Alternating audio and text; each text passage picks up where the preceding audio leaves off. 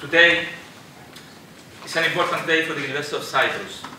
Today is an important day for the young people of Cyprus. The signing of the agreement by the Republic of Cyprus, the University of Cyprus and the European Investment Bank is the first step towards building a university for 10,000 students, 600 academics and 2,000 young researchers by 2020. A character in a Werner Hoyer play said, "I hear you say why, always why. You see things and you say why, but I dream things that never were, and I say why not. Why not dream of a creating of a university that will be a bridge for peace and cooperation in the reunited Cyprus? Why not dream of establishing a center of cooperation between all the communities of Cyprus, all the students of Cyprus? A place to meet, create, exchange ideas, and help to build the island we share. A place where scholars and scientists meet and break new ground across disciplines. The university campus is in an ideal location. It links all the cities, including those in the occupied part of the island. Imagine the importance of an academic institution that brings the best people of the island together in cultural, scholarly, and scientific terms. This is my vision, an educational institution with a strong reputation for academic excellence and pioneering research that will bring together all the creative forces of our island. Education is the key to understanding. After independence, we did not create an educational system that encouraged constructive dialogue and cultural exchanges between the communities in a way that would have fostered shared values and a common future. Now, we have the opportunity to build trust and respect to the solution of the Cyprus problem and to develop the University of Cyprus as a center for cooperation and innovation. Through the EIMB program and with the support of the Cyprus government, we will extend and develop the university campus. This project will help us deliver a unique, high-quality research and educational experience for all young people of Cyprus. We require high-spec labs to support and encourage research and innovation and to attract young scholars from anywhere in Cyprus and Europe. We want to develop the infrastructure that will transform us into a green university, thus ensuring energy efficiency as well as sustainable and environmentally friendly growth, designing sustainable, energy-efficient buildings, and generating power from renewable energy sources via the photovoltaic parks Apollo and Phaethon are part of our drive to become green in keeping with society's demands. The green environmental aspect is another crucial piece of the second phase investment program of the University of Cyprus. We want Cyprus to actively participate in the development and productive process of Europe, and we hope that the University of Cyprus will play a significant role in enhancing the area's presence in the European Union. We want to take part in the new Europe that is being built, the Europe of science and development, the Europe of creativity and innovation. The university campus program is essential for achieving this objective. Today's agreement will help us achieve another objective, to substantially increase the number of students visiting the University of Cyprus via Erasmus and other student exchanges programs. We hope to attract foreign students and provide them with a positive educational and research experience, an experience they will carry with them for the rest of their lives. But we are also relying on their contribution in enriching the lives and ways of thinking of our university community. Our aim is to attract young people from all over Europe to study at the University of Cyprus, as it is crucial for the European citizens to experience Europe in its full geographical and cultural dimension, from Ireland to Cyprus. Let us not forget that the distance from Ireland to Cyprus is greater than the distance from Ireland to New York. The uniqueness of Europe lies in the creative osmosis of the different culture of the continent. Through the enrollment of students, scholars and researchers from all over Europe, we will also contribute to this admirable interaction. It is our belief that education, culture and research can bring people together. Through structuring the city of knowledge, we are confident we can create a platform for constructive dialogue with all Cypriots and the rest of the world. Allow me once again to express my gratitude to the European Investment Bank and to Mr. Werner Hoyer for their confidence in the potential of the University of Cyprus. Dear Mr. Hoyer, you have many friends here at the University of Cyprus. On behalf of our students mainly, I would like to express our appreciation for your continued support and also thank your associates for the commitment they show and the continuous help they have been providing throughout the process. I would like, of course, to thank and congratulate the university's team that worked hard to prepare this project and the agreement, but also all those that will work for its implementation.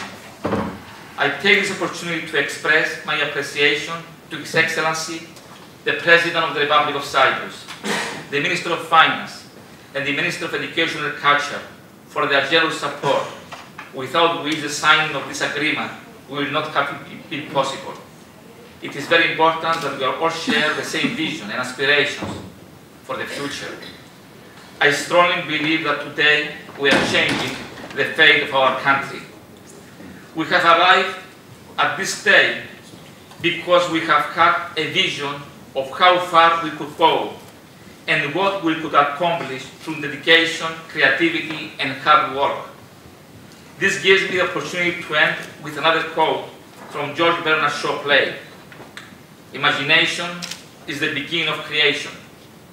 You imagine what you desire, you will what you imagine, and at last you create what you will. Thank you all. Thank you very, very much.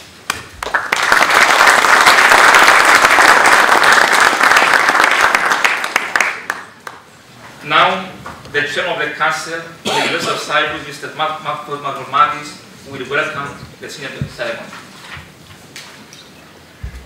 Honorable Ministers, Member of Parliament, dear President of the EIB, distinguished dignitaries, ladies and gentlemen. On behalf of the Council of the University of Cyprus, I would like to welcome all of you to this important event, not only for our university, but for our country as well. The signing of the loan agreement between the EIB, the Government of Cyprus, and the University of Cyprus will allow us to proceed with the expansion of our university infrastructure. The total loan of 162 million euros over the next few years will bring our dream for the development of the city of knowledge closer to reality. If you consider that until now successive Cypriot governments have spent about 150 million euros for our university campus at historic cost, one can only understand the magnitude and the importance of the new effort. This will contribute towards the establishment of our new sustainable economic model based on our highly qualified human resources that will generate well-paid jobs and produce quality goods and services with high added value that will be useful to our society and competitive in the world stage. Our aspiration is to become a true center of excellence, both at the provision of academic research as well as at the proliferation of new innovative applications in the real world. I want to extend our appreciation to the parties involved, namely the President of the European Investment Bank, Mr. Werner Hoyer, and the Ministry of Finance, Mr. Georgiades, who understand our vision and provide the means to realize it. Even more so, I want to sincerely express our thanks to their subordinates, who did all the hard work, the team from the EIB and the officials from the Ministry of Finance, who worked very hard to conclude the negotiations and bring this historic day to life. Furthermore, my special gratitude goes to our rector, Professor Konstantinos Christofidis, whose tireless efforts and sheer determination all these past months brought us where we are today. He would not take no as an answer, and he would always strive to find ways to overcome the numerous difficulties. Needless to say, that this effort was accomplished with the hard work and the long hours of our acting General Director, Agis Eliseos, and his dedicated team of associates. You have all excelled yourselves during these difficult times of preparation, and we sincerely thank you from our heart. Mr. President, Mr. Minister, we promise that we will not disappoint you. We will work even harder now to justify your trust in us. We also promise to the Cypriot public that we will undertake the responsibility under strict conditions of governance and full transparency so that not a single euro will be misused. This is a challenge we cannot afford to fail. Thank you very much.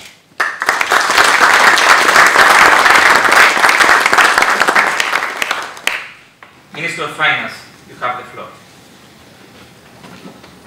Werner Hoyer, κύριε Πρόεδρε και κύριε Πρίτανη του Πανεπιστημίου, κύριε Υπουργέ Παιδείας, κύριε Πρόεδρε της Επιτροπής Παιδείας της Βουλής, μέλη της πανεπιστημιακής κοινότητας, κυρίες και κύριοι, θα ήθελα να εκφράσω την χαρά που βρίσκομαι στο Πανεπιστήμιο Κύπρου, στο μεγάλο πανεπιστήμιο του τόπου μας, σε αυτή την πολύ σημαντική μέρα.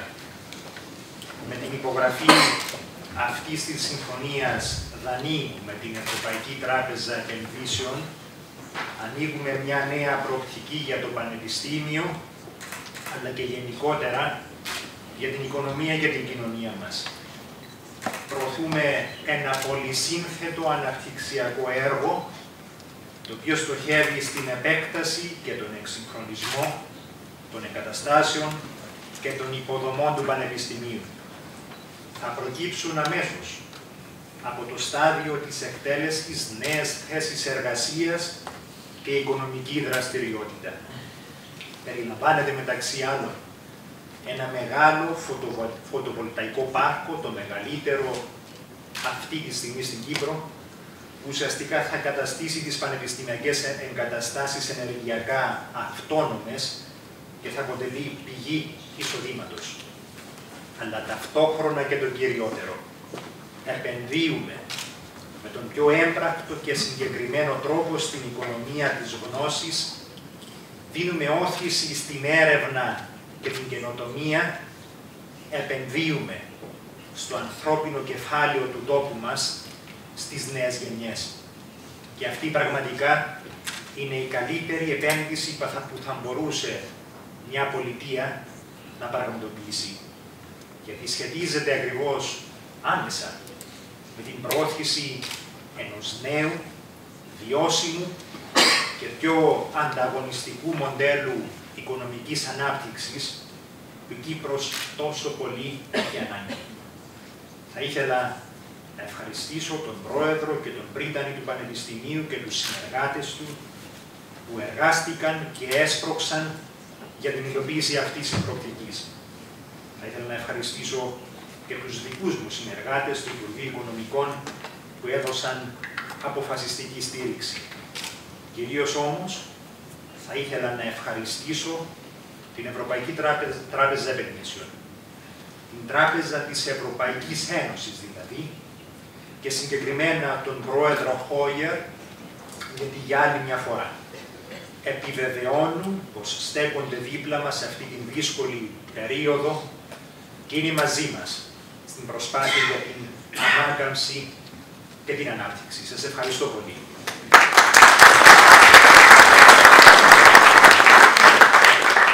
Κύριε Υπουργέ, σας ευχαριστώ εκ βάθους καρδίας για την συνεχή σας στήριξη. Ξέρω ότι μοιραζόμαστε το ίδιο όραμα για τον τόπο μας Και επίσης θέλω να καλωσορίσω και τον Υπουργό Παιδείας και Πολιτισμού και επίσης θέλω να τον ευχαριστήσω για την στήριξη του Υπουργείου. Now, Mr. Werner Hoyer, President of the European Investment Bank, will address the ceremony. Mr. President.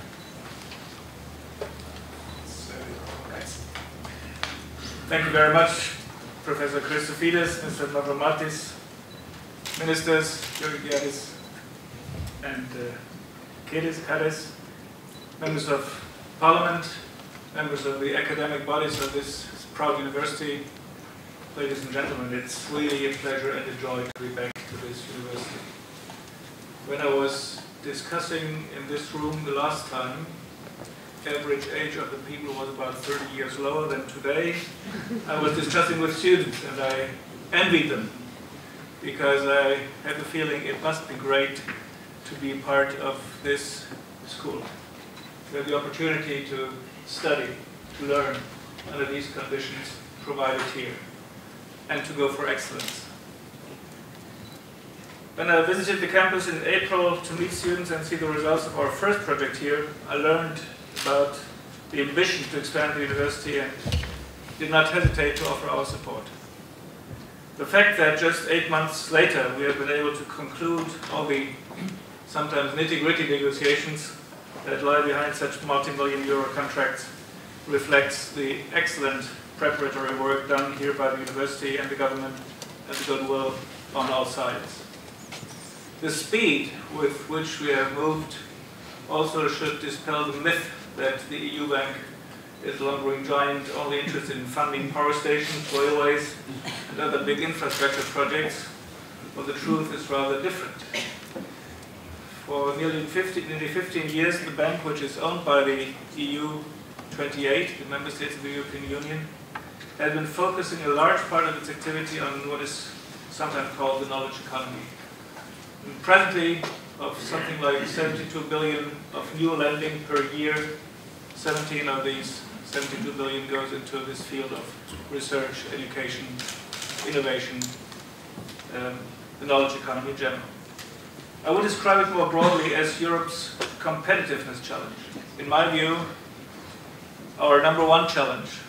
We have been focusing on crisis management for 7 years, and that has sometimes distracted us a little bit from looking around, from looking into the world, what is happening outside, where do the competitors go, what kind of edge have they achieved already. And if I look at the investment figures over the last 7 years, which since 2007 are 15 to 20% below the investment levels of 2007 in the European Union, persisting until today.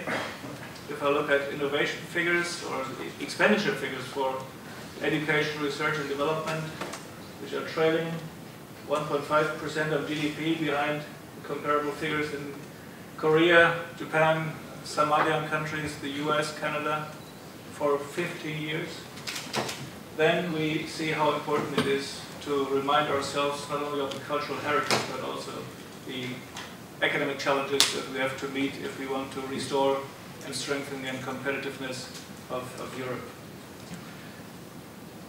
These types of projects are vital because if Europe wants to hold its own in the world of tomorrow, then we need to invest in human capital and innovation as much as in physical infrastructure. Roads, for example, are not an ends in themselves, but they are to serve economies. Economies driven by businesses large and small and to bring communities and people together. Similarly, digital networks are useful only if there is data, there is content to be carried on them, be that the results of academic and scientific research, financial information, or videos on daily motion. We need to be generating those businesses and content here. It is a real concern that while EU productivity grew by an annual average of almost 2% in the pre-crisis period, broadly in line with the performance of the US and Japan, Europe has lagged behind these regions since. Clearly, Europe needs to find ways to increase productivity if it is to achieve high and sustainable growth, and one of the solutions is to facilitate investment in areas such as research, development, innovation, and education. High-quality research or generating businesses or digital content requires creative, ingenious people with entrepreneurial spirit, like the thousands of students you are educating today, and the thousands more you hope with this project to be educating tomorrow. This requires courage and ambition, and this requires the courage and ambition to go for excellence.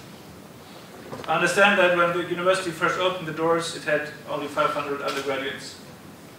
Now we have over 7,000, both undergraduates and postgraduate researchers, and with this project hope to grow to over 10,000, hopefully from both sides of the Green Line. In this way, the project, as well as creating hundreds of jobs during the construction phase, will enable more young Cypriots to remain in Cyprus for their higher education, bringing long-term but permanent benefits to the wider economy. It will also expand your research facilities, your capacity to attract and retain high-quality teaching staff. The fact that the university has attracted a number of advanced European Research Council grants is testament to what has already been achieved in such a short period of time and a firm basis for a bright future. And the fact that I see so many private contributors to this huge effort, like Mr. Shacolas here in this room, gives courage and strengthens the ambition to go for excellence. And I think this combination of public support with private initiative and private strengthening of this is of key importance for the success of such a university. A number of important aspects might make this project for me stand out. All the new buildings comply with the latest energy performance standards, requiring member states to ensure that new public constructions from 2018 on are nearly zero energy. To this end, the project also includes a 10 megawatt and solar power plant, which will make the university one of only a few, let's say, in the world to be 100% green. For the time being, the only one. Well, you must promote that. It must be known to the world. Yes.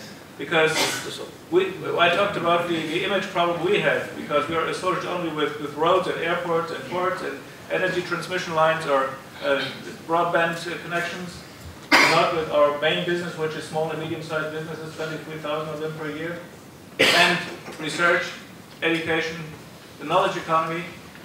Cyprus has an image problem too. Who thinks of excellence in research when he or she in Japan or Korea or Canada thinks about Cyprus?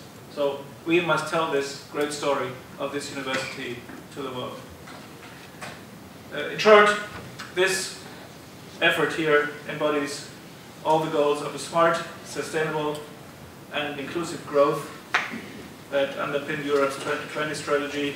We are proud to be a part of this exercise, and I congratulate all of you, and you, Mr. Rector, particularly, to this success. Thank you very much.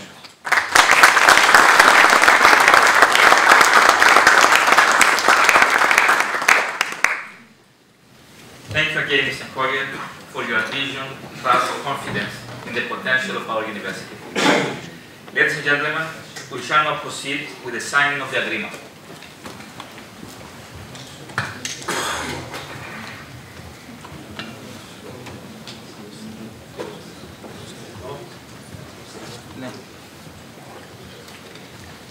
So we have practiced already quite a bit today.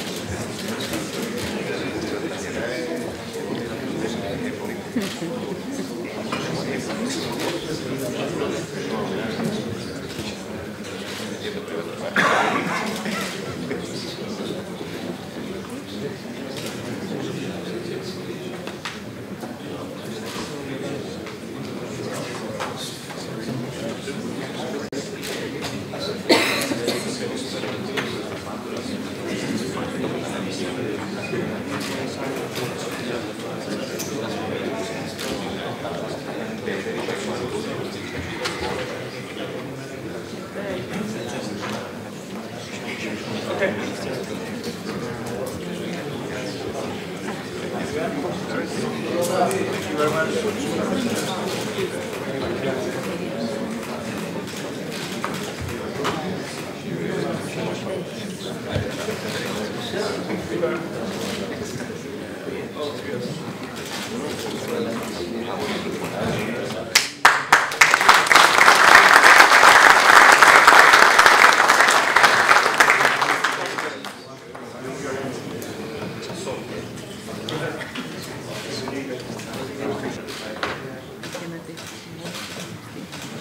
Ladies and gentlemen, the signature ceremony has come to an end. The first and most important step for the extension and development of the university campus has been completed. Thank you all for your presence here today.